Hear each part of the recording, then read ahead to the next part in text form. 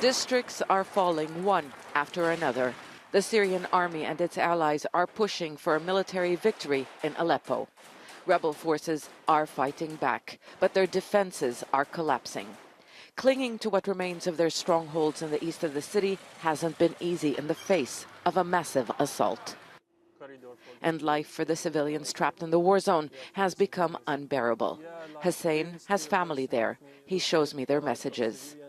They are cries for help.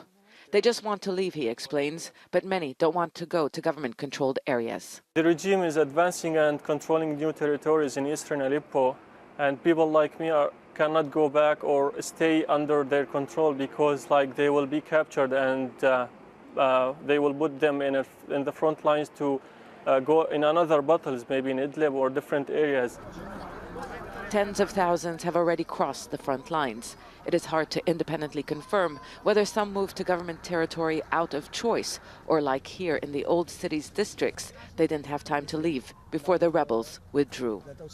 The rebels in Aleppo are calling for a 5-day ceasefire to ease the suffering of the people trapped inside the battleground. The Aleppo Leadership Council put forward what it called a humanitarian initiative. It wants the United Nations to supervise the evacuation of some 500 medical cases, as well as civilian evacuations to the northern countryside of Aleppo. And after that happens, negotiations on the future of the city can begin. But the Syrian government and its allies are not compromising. They've repeatedly said rebels must leave the city before there can be a ceasefire. Abu Muhammad has had to surrender to his fate. His wife was too sick to walk, and they were left behind when other residents of El Sha'ar and rebels fled as pro-government forces were advancing into the district. My wife Sabah lived with me through the most difficult times. We raised 7 children. There was heavy bombing. We don't know where our children and their families are. I'm trying to find someone to take her to a hospital.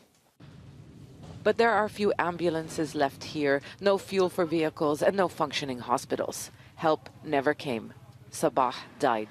Many Syrians in the besieged enclave fear she won't be the last. Sana Khudar, Al Jazeera, on the Turkey-Syria border.